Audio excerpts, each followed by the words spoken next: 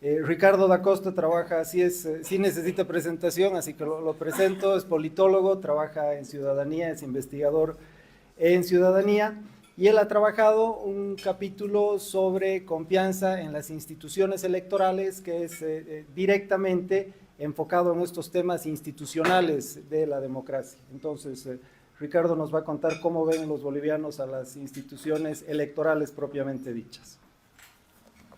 Gracias, Daniel. Bueno, como comentaba Daniel, hemos estudiado en este capítulo que hemos coescrito con Daniel Moreno, la confianza electoral en Bolivia. Hemos analizado tanto su situación actual en 2023 comparado con el contexto regional como su evolución en los últimos 25 años. La confianza electoral la hemos definido en base a dos variables: confianza en las elecciones y confianza en el organismo encargado de organizar y administrar las elecciones, que es el Tribunal Supremo Electoral en este caso, ¿no? Corte Nacional Electoral en periodo anterior a 2010. Respecto a la primera variable, confianza en las elecciones, es una variable que se mide a partir del año 2012, recién en el Barómetro de las Américas. Es un poco más reciente, o sea que no nos permite hacer un análisis temporal muy prolongado, pero les comento así brevemente que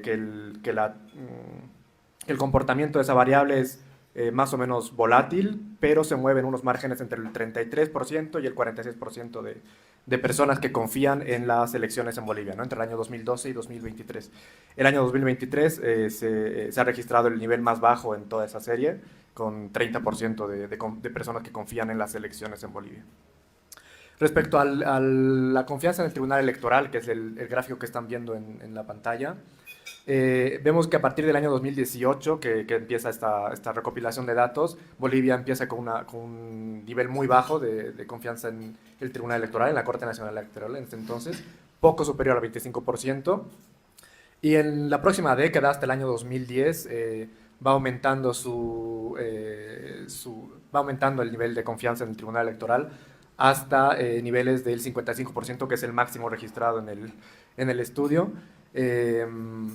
Y a partir del año 2012 vemos una caída abrupta, ¿no? Que vuelve a bajar los niveles de confianza en este tribunal hasta por debajo del 30%, ¿no?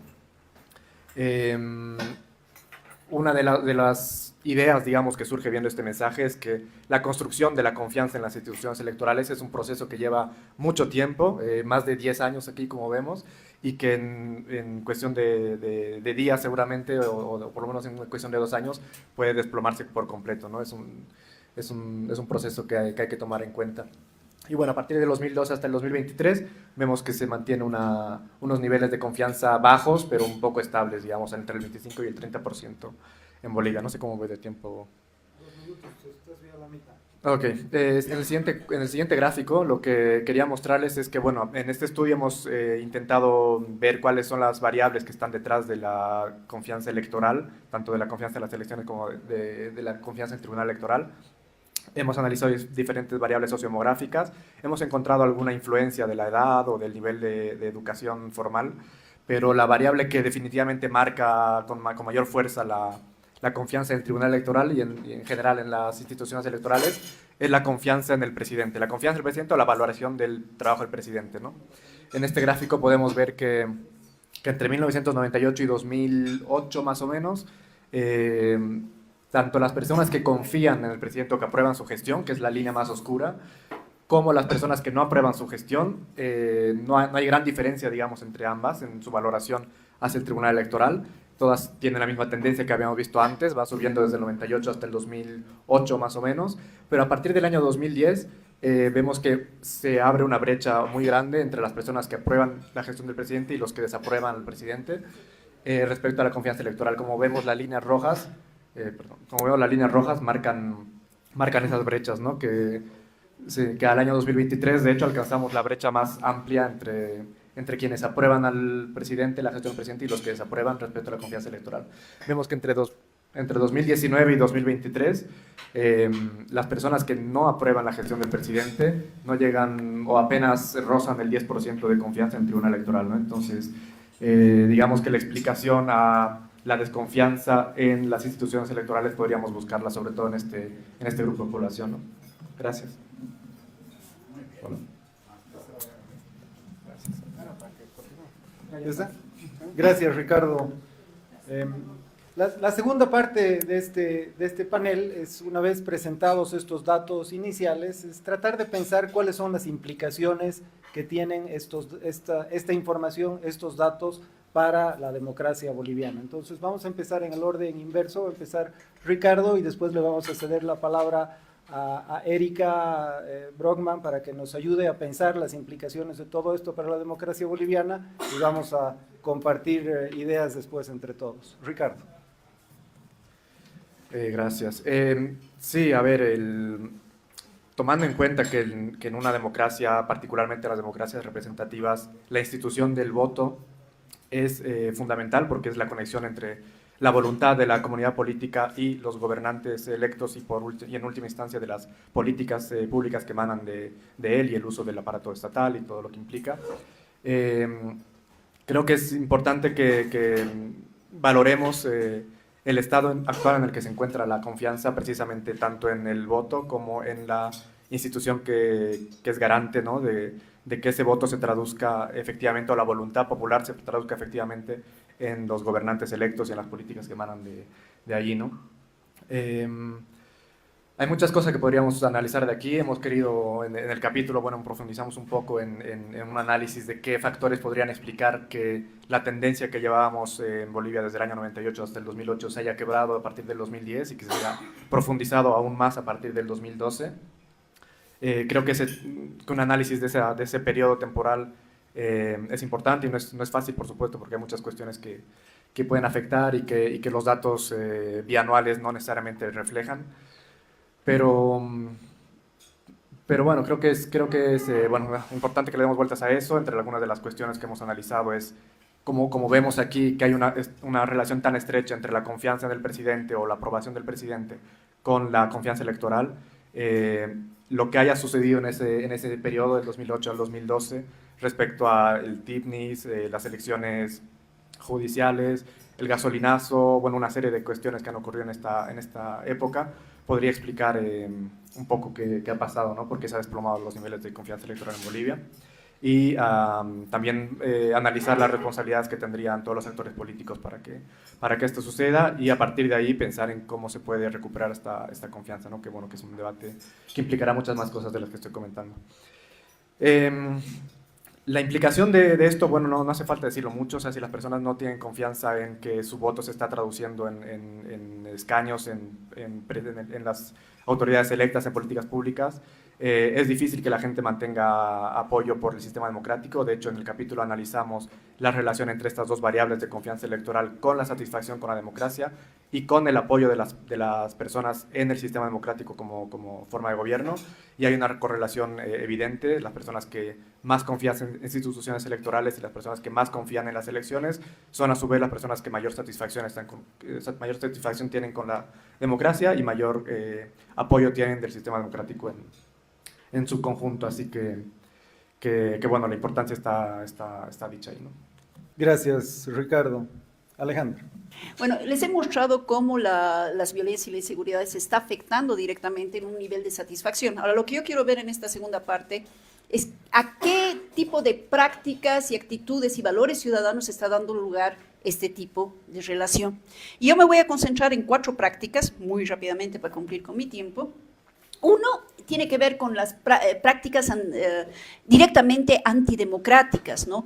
En el trabajo, en la encuesta, bueno, ya no hay gráficos que se puedan mostrar, pero les voy a dar algunos datos. En la encuesta se pregunta a la gente cuán de acuerdo está en que se dé en justificar un golpe de Estado en caso de un incremento de la delincuencia.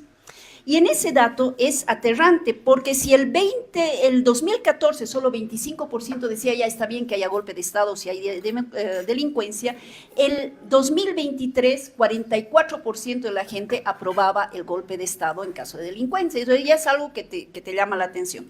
Segundo, que tampoco están los datos, pero están en el artículo. ¿Cuán de acuerdo es decir, cómo viven el tema de las coimas a las policías, sobornos a las autoridades municipales en caso de inseguridad? Y lo que se ha demostrado en el texto es a cuanto más víctima de inseguridad se es, más se participa, se normaliza porque no les queda otra probablemente, el hecho de recibir coimas, el hecho no de recibir, de dar coimas para que sus casos funcionen.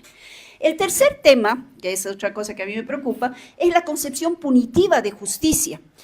Desgraciadamente en la POP en el último año no han preguntado estas dos cosas que me interesan, pero sí tenemos datos para el 2017 y 2019. 60% de las personas, más del 60% de los encuestados en ambos años, están de acuerdo y muy de acuerdo en la necesidad de aumentar penas frente a los crímenes. Y cuando se les pregunta a la gente qué tendríamos que hacer para reducir la criminalidad, la mayoría, el 2014, 58%, dice hay que aumentar los castigos. ¿Por qué es preocupante eso? Porque en otros estudios hemos estado haciendo seguimiento a esta idea punitiva que existe de las violencias entre la población. Y en realidad lo que la gente está empezando a pedir es el modelo Bukele aplicado a Bolivia. Y ahí sí para mí es un dato de democracia claro. El tercer tema tiene que ver con, los otros dos temas tienen que ver con el vigilantismo. Bueno, simplemente para los que no saben lo que es el vigilantismo, ahí es un concepto absolutamente polisémico, pero para no entrar en el debate, nosotros estamos trabajando el vigilantismo como aquellas acciones colectivas violentas de vigilancia y en su caso de punición al otro, ¿no? Cuando hay demandas que es la población que la practica considera que son legítimas, no legales, legítimas. Eso tiene que ver con linchamientos, tiene que ver con lo que hemos visto hace un tiempito, es decir, todos estos últimos meses de agarrar rehenes a las autoridades porque son corruptas, tiene que ver con este tipo de actos, ¿no? Lo que nos demuestran los datos es un incremento constante de vigilantismo en la población. Bueno, y eso no es solo, vale aclarar, no solo es para Bolivia, es una tendencia en toda la región latinoamericana. Y eso, en el caso de los datos de la POP, tenemos dos tipos de datos que nos permite decir eso. Uno, el incremento continuo en el nivel de aprobación de justicia por mano propia. Si los datos nuevamente solo hay hasta el 2019, no hay 2023, pero si el 2004, 20% aprobaba la justicia por mano propia, el 2019 más del 50% aprobaba la justicia por mano propia. Y eso ya es otro dato que nos está mostrando. Esa tendencia ha sido incrementando y eso yo sé por otros estudios que he estado realizando. Es una tendencia que constantemente se está incrementando. Y el segundo, y esta es la última cosa que voy a volver a cumplir con mi tiempo, y es el último que voy a plantear, es que vinculado al vigilantismo, cuando hay una pregunta en la POP que es muy interesante, se les pregunta a las personas si justifican o no la justicia por mano propia y por qué la justifican. Y en este caso, para el 2023, 43% de la población dicen, ya, yo sé que no es legal, linchar a una persona no es legal, pero se comprende. Es decir, el linchamiento es comprensible, por eso no hay seguimiento tampoco a los casos de linchamiento, que han incrementado impresionantemente, yo tengo datos. Y 27% de las personas dicen que sí, que el linchamiento y el vigilantismo, la justicia por mano propia está totalmente justificada porque la gente tiene derecho a defenderse. Solamente en el 2023, 30% dice que no, que es un castigo, que es ¿cómo se dice? Un delito y que por lo tanto hay que castigar. Pero fíjense, 70% o lo justifica o lo respalda, ¿no? Y para mí eso es un dato de democracia, porque si yo me voy a tomar la justicia por manos propias y voy a poder matar a quien me dé la gana, los casos de linchamiento, nosotros hicimos hace un tiempo encuestas en las diferentes EPIs. Los policías decían todos los días, sobre todo y mucho más fines de semana, tenemos intentos de linchamiento. Los casos de linchamiento se han incrementado impresionantemente y no hay castigo para eso. ¿Por qué? Porque la población está defendiendo. Entonces, para mí son datos muy fuertes en términos de democracia. Gracias, Ale. Marite. Gracias. A ver, con el ánimo de polemizar y de instalar algunos temas críticos en la mesa. Primero, o sea, el diálogo entre democracia y populismo es un diálogo tenso, por decir lo menos, ¿no? No necesariamente contradictorio, pero no comulgan de la mejor manera populismo y democracia. Y eso lo han demostrado autores de las ciencias sociales, políticas en América Latina sobradamente, ¿no? Hablan de, incluso un gobierno llega a través de elecciones, pero su forma de ejercicio es autoritaria y raya en el populismo, entonces a eso lo han llamado democracias iliberales o democraduras o no sé, toda una serie de conceptos que hay, porque eso se está volviendo una cuestión habitual también, ¿no? Ya aceptada además. Entonces, primero partir de que hay una tensión entre ambas cosas. Segundo, me ha llamado la atención, claro, en varios estudios, pero también en este, ¿qué entiende la gente por democracia? Me daba ganas de que se pregunte aquí, ¿y cómo asocias tú? Porque como es la voz de la gente, pero ¿qué estará entendiendo? Porque me llamó mucho la atención un dato, que la gente que más apoya a Arce es la gente que está más satisfecha con la democracia. Y la gente que apoya menos es la que más cuestiona. Entonces tú dices, lo están viendo a Arce como demócrata, pero si está transgrediendo normas. Entonces, ¿a qué tipo de concepto de democracia está vinculado? Y aquí viene esta discusión, o sea, son muchos matices con la democracia, pero básicamente hay dos articulaciones. La articulación a la democracia como respeto a las instituciones y vigencia del Estado de Derecho, y la democracia vista como participación social, como mejores condiciones de vida, más, digamos, una adscripción más popular a la democracia como participacionismo, comunitarismo. Digamos, quitando realmente matices importantes, pero viendo en términos generales. Entonces, claro, cuando vienen estas preguntas sobre tu satisfacción con la democracia o qué tipo de régimen prefieres, dices, ¿en qué está pensando la gente? Segundo, respecto a Arce, porque estas preguntas se han hecho en el marco de un gobierno y que está mostrando estas condiciones de debilitamiento institucional, pero también pensando, ¿y cómo quiere la gente que se solucione? No quiere más democracia, por lo visto, en términos institucionales. Parece que prefiere un gobierno que les solucione los problemas de la vida cotidiana antes de decir, no, yo voy a respetar las instituciones. Pero eso también me deja con dudas, porque todo lo que ha sucedido del 21F adelante también nos pone a cuestionarnos este tipo de cosas, ¿no? Ahora, ¿hacia dónde? Si estamos partiendo de que en Bolivia, en otros países no, pero en el caso de Bolivia se ha partido de una realidad, gobierno de Arce del movimiento al socialismo. Eso está evaluando la gente y está viendo que hay problemas económicos, que la democracia tiene problemas, y cuando aspiran a una situación distinta, tú dices, estarán pensando en que se radicalice si es populista el gobierno de Arce, a una mayor radicalización en términos populistas, o es un cambio de este gobierno de Arce, pero parece que hacia una figura probablemente opositora, pero más populista, digamos, que resuelva realmente los problemas. Es difícil para el caso de Bolivia porque no estamos en un gobierno institucional de derecha y estás preguntándole a la gente qué quisieras, sino estás en un gobierno que desde el punto de vista de algunos es populista, desde el punto de vista de otros dirán, no, es solamente un discurso. Pero bueno, el asunto es que hay indicadores que nos muestran la necesidad de la gente de solución a sus problemas más inmediatos, digamos, a la crisis económica, al tema económico y a la corrupción. Luego, esta vista de alguien que no venga de la política, porque los partidos están tremendamente desprestigiados. Entonces uno dice, vendrá un outsider y empiezas a pensar en el escenario 2025 y dices, a ver, ¿dónde está este personaje que no está en los partidos que están desgastados? ¿De dónde vendría? Populismo de izquierda, populismo de derecha, o sea, pero por ahí va la aspiración de la gente, esperando un salvador de alguna manera, ¿no? Luego es preocupante esto de la ley que es relativa, ¿no? Esto que decía también la Bibi, o sea, realmente con este último caso que estamos viendo estos días, tú dices, pero es que no importa, al final la ley se va a acomodar a los intereses nomás, parece, aun cuando tienes algo tan flagrante frente a los ojos, ¿no? Entonces eso es preocupante porque aquí la gente, casi un 40% de la gente, no le importa tanto que se imponga la norma, ¿no? Que en casos extremos, en la pregunta decía, por ejemplo, algo de delincuencia, se justifica que el gobierno se pase por encima una norma, o sea, es bien complicado. Y por último, hay dos asociaciones más que me interesa rescatar. Una, que la gente piensa que un gobierno directo del pueblo va a reducir la desigualdad social. Entonces no está pensando en un Milei, está pensando en un populismo probablemente más social de izquierda, no lo sé. Y hay una asociación de la oposición,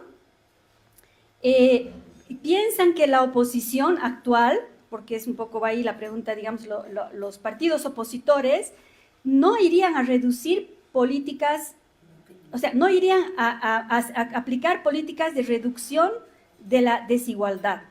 O sea, la oposición no es vista como alguien que va a solucionar los problemas de desigualdad. Entonces, todo esto lo dejo así como en la mesa, como provocación, porque tal vez nos ayuda a pensar no tanto lo que ya se está yendo, sino lo que la población está esperando que venga. Y eso se va a traducir en el voto y se va a traducir probablemente en cómo vamos a salir de esta medio interregno, transición en la que estamos y que no sabemos cuál va a ser el derrotero. Realmente es una incógnita.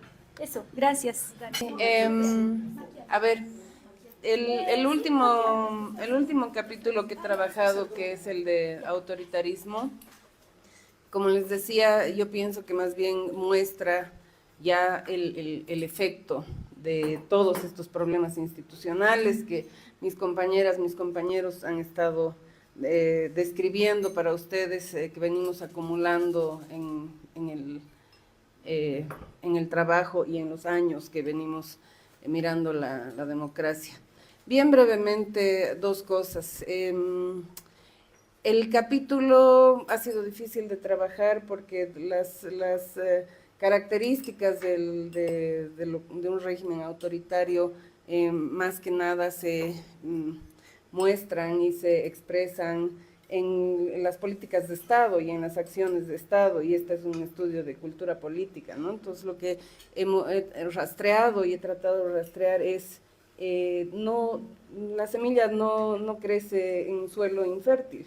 O sea, si el autoritarismo crece y se hace, es porque la gente también tiene un cierto nivel de tolerancia o de demanda o de deseo, que es como decía la Ale, o sea, hay una legitimación de la violencia para resolver cosas porque no funciona la policía, no funciona la justicia.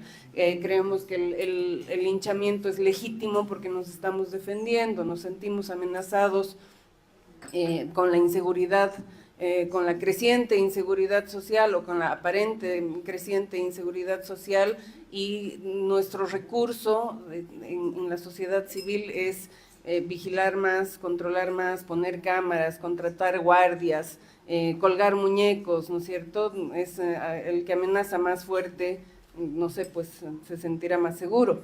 Pero este tipo de acciones, el capítulo lo que hace es rastrear en la cultura política dos cosas que he podido. Uno es la tolerancia a políticas y medidas en el Estado institucionales que son autoritarias, como lo que hemos la tolerancia a aceptar o a naturalizar o incluso a alegrarse por el cierre del judicial, el cierre del Congreso ante mucha delincuencia, mucha corrupción. Nos parece cada vez más aceptable, o sea, cada vez más grande el grupo poblacional que lo considera aceptable o por lo menos que lo negocia más favorablemente, y el otro grupo es la disposición a ceder espacios y libertades, ¿no es cierto? Sí puedo sacrificar mi libertad de expresión si me voy a sentir más seguro. Sí, no me importa que hayan cámaras en todo lado, que quién sabe para qué se usarán, que nadie me pregunte, que hayan muñecos colgados porque voy a estar más seguro, aunque los demás no estén tan más seguros en mi barrio, por ejemplo. Entonces, esas dos espacios de creciente autoritarismo o aceptación de el autoritarismo como manera de relacionarse entre ciudadanos es lo que la evidencia está mostrando que ha ido creciendo en la sociedad civil. Entonces, de nuevo, no crecen las cosas en suelo infértil y lamentablemente el suelo en este momento está fértil. ¿Qué tiene que ver esto con la democracia y cómo lo afecta? No voy a repetir todos los datos conversan los capítulos bien entre ellos, pero pienso que en general el trabajo evidencia un creciente distanciamiento entre la ciudadanía y las instituciones. Cada vez el apoyo, la confianza es menor, el apoyo, la adhesión a las instituciones es más frágil, no responden a nuestras necesidades, tenemos que encontrar maneras alternativas institucionales de resolver nuestros problemas y nuestros conflictos. Eso es, según toda la teoría, autoritarismo, o por lo menos es una apertura a que haya autoritarismo en el ejercicio del poder. En segundo lugar, lamentablemente, igual el capítulo del populismo, el capítulo de la inseguridad, nos están mostrando que hay una fractura en la sociedad civil, ¿no? O sea, no hay un impulso de cooperación en primer lugar, hay un impulso de agresión, hay un impulso de defenderse, de protegerse, de ver a mi conciudadano antes como una amenaza que no estoy diciendo el 100% de la población, pero está creciendo también esa tendencia. Y eso nos lleva a un escenario de ¿qué? Si no de un retroceso democrático, directamente de una autocracia, porque sociedad fragmentada, alejada del Estado, estamos en problemas. Entonces, para mí, en términos absolutos, el capítulo concluye: un cuarto de la población, un tercio de la población que apoye el cierre del Congreso, que justifique el linchamiento, que no confíe en ninguna institución, que apoye el cierre del Tribunal Supremo Judicial o del Tribunal Constitucional, podría ser tentador que pensemos que es un grupo pequeño, pero no es un grupo marginal de población. 15, 20%, 44% de la población que acepta o pide o le da la bienvenida a un cierre del Congreso no es una población marginal. De hecho, elecciones se han ganado con menos de 44% del voto. Entonces creo que esto es bien importante. Y finalmente lo que quiero decir, como que también es un mensaje de esto, es no estamos evaluando, estamos hablando de cultura política, así que estamos hablando de valores, ¿no? ¿Cuáles son nuestros valores?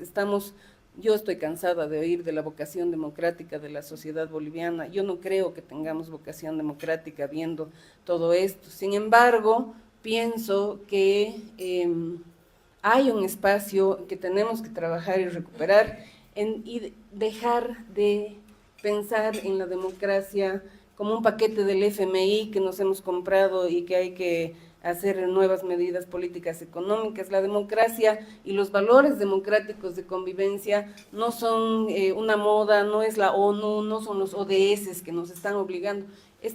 Hemos hecho una opción hace 42 años por la democracia, gente se ha muerto defendiendo la democracia en este país. Creo que tendríamos que recordar que hemos hecho esa opción y por qué estaríamos volviendo a hacer esa opción en este momento. Una opción por el pluralismo, una opción porque el espacio público es un espacio de liberación. Cuesta trabajo, ¿no? No una opción porque en este momento estoy en el ministerio y me va bien, entonces estoy satisfecho con la democracia. Un diálogo que nos permita, que nos recuerde que es una opción y es un trabajo comprometernos con estos valores como sociedad y demandarle al Estado que se comprometa con estos valores para relacionarse con nosotros. Me toca hacer un balance breve de qué significan estos 25 años que hemos estudiado en los datos para la democracia boliviana. Y hay dos elementos nada más que quiero resaltar que me parecen importantes. El primero tiene que ver con la pérdida de una oportunidad. Bolivia tuvo una oportunidad a principios de la década del 2000 que venía con un influjo de legitimidad muy grande a las instituciones democráticas, particularmente en el primer gobierno de Morales. La gente creía en la democracia, hubo un momento en que las actitudes de los ciudadanos empezaron a cambiar en relación a lo político, en relación a la democracia y en relación al funcionamiento en general de las instituciones. Ese momento, que llega a su punto más alto en los datos entre 2010 y 2012, se desperdicia. La tendencia se revierte y vemos que ahora, el 2023, que es de cuando esta encuesta se ha hecho, tenemos valores tan bajos o incluso más bajos en algunos indicadores que los que teníamos en 1998, que es el primer punto de medición en esta encuesta. Entonces, el primer y más grande hallazgo que creo que se puede obtener de este estudio es esta pérdida de una oportunidad de construir institucionalidad democrática que ha tenido Bolivia en este cuarto de siglo. Y llegamos a un momento de crisis institucional esa pérdida de confianza, de legitimidad de las instituciones, resulta en un momento actual de crisis de legitimidad, de desconfianza de los ciudadanos hacia la democracia, que se combina con una crisis política, con la ausencia de liderazgos que sean capaces de transformar las cosas, o al menos de transmitirle a la gente el mensaje de que las cosas se pueden transformar, de entusiasmar a la población. Se combina con una crisis económica, de la cual no necesito contarle nada a nadie, y se combina con una crisis social que tiene que ver con estas sensaciones de inseguridad y de desconfianza entre los ciudadanos. Son 4 elementos de crisis sistémica que si le aumentamos además la crisis ambiental producto del desastre espantoso que vive el país en términos ambientales en este momento, genera pues como síntomas tendencias autoritarias, tendencias violentas de parte de la población, aceptación de justicia por mano propia y linchamientos, rechazo de la institucionalidad, desconfianza, y con esto termino, pone pues en duda la posibilidad de llevar a cabo un proceso democrático limpio y legítimo el 2025. Creo que lo que estamos viendo ahora, lamentablemente, es una incertidumbre enorme sobre las posibilidades de resolver algo en términos institucionales dentro de un año cuando estemos en ese momento.